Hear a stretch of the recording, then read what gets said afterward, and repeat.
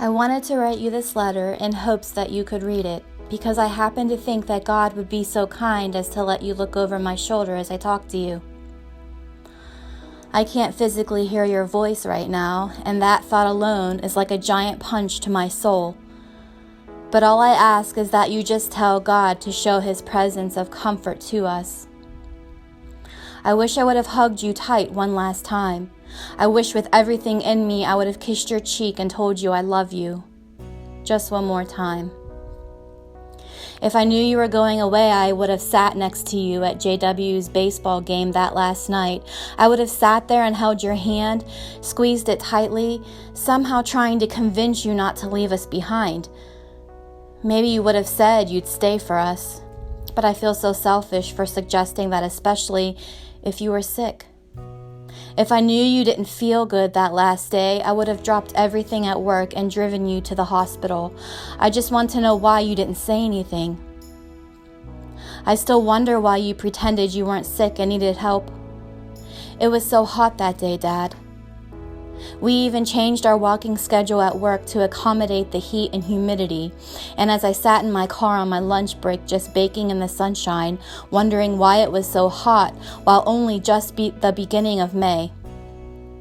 And I had no idea that you would only be alive for an hour or so more. Me sitting in the parking lot at my place of work, and you at the house cutting the grass. My heart can't take it if I think about it too hard. Because that means that you were breathing your last breaths and none of us knew. I want to say that you were alone, but I comfort myself somehow, telling myself that God sent some of His angels to hold your hand, that you weren't scared. We can't go back in time. I'm sure there have been many crazy scientists who have tried to make the time machine come to life, and I wish it was a real contraption, because I would go back in time and try to redo some things. Dad, I was beginning to feel so badly for living under your roof as a grown adult, but you never once judged me or made me feel low, even though at that time I was as low can be. And not one time did you look at me with pity, but instead you welcomed me with open arms. I thought maybe it was time for me to figure out how to get a place that summer so you all could have your space back. But I appreciate your huge heart, and I didn't want to overdo this stay, nor did I want to take advantage of you. I know you would do anything for us kids, and I couldn't justify taking it too far. You never complained, not even one time.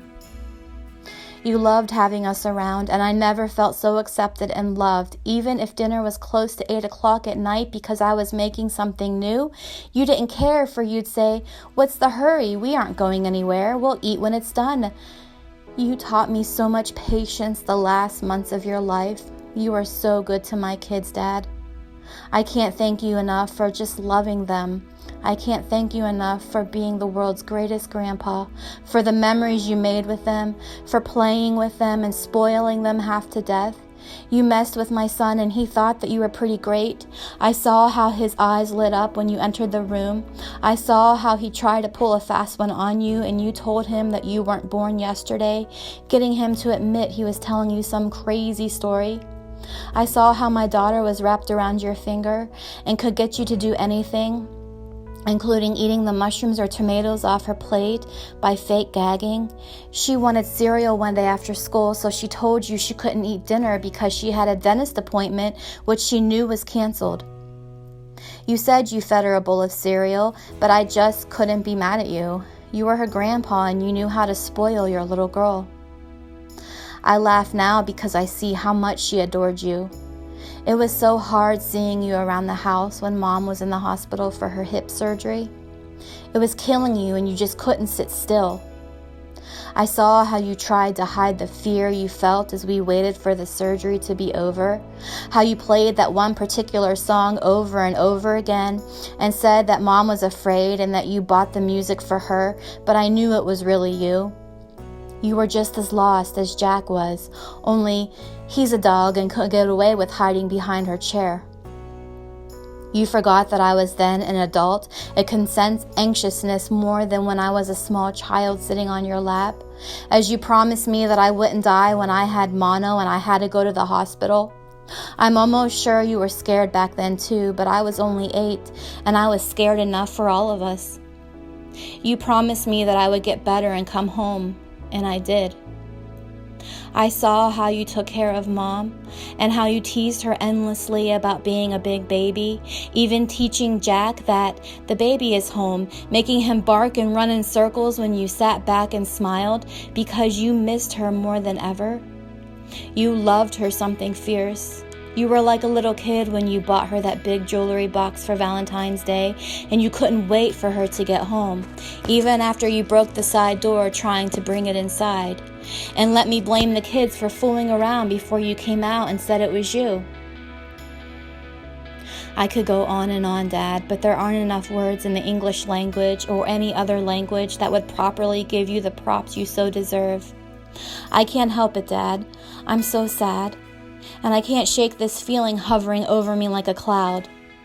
Yet as I finish this letter, I see the sun peeking through the clouds, telling me it's time to snap out of this, to find the good memories you left behind, including the fact that you loved my husband just like he was your own son. Thank you so much for loving him and lifting him up when he was low, when he felt so beat up with life. You talked to him like he had a good head on his shoulders and his thoughts and opinions mattered. You treated him with so much respect, man to man, and the love he had and still has for you is endless. He said he purposely wouldn't leave the house the days you worked early, just so he could say good morning to you and talk for a few minutes. He told me that you'd often place your hand on his shoulder and pray with him to bless the day, to bless him and the work he was about to provide for his family. Dad, you have no idea how much that means to me. I don't know what you're doing at this very moment, but I hope sometime today you stop and read this and just know how you are a part of us, how I look forward to the day when I can laugh with you again because your laugh was one of a kind, priceless, filtering down into the souls that surrounded you, pouring through the cracks that life had a way of creating. Your smile was infectious, no words were necessary, and the way you listened tentatively, taking in every single word said your direction. No one listened to me like you did. I kind of look back and see you were my best friend. And somewhere along the way, you went from being more than just my dad. You became my best friend, my confidant, and my mentor. I will always love you with all of my heart. I miss you today more than I did 3 years ago. I miss the sound of your Honda revving in the garage. You swore it was louder than any Harley out there, and you took pride in your ride. Wind in your hair, sunglasses covering our eyes, fields of green grass and tall oak trees flying by as we sped down the open road. Until we meet again, Dad. All my love.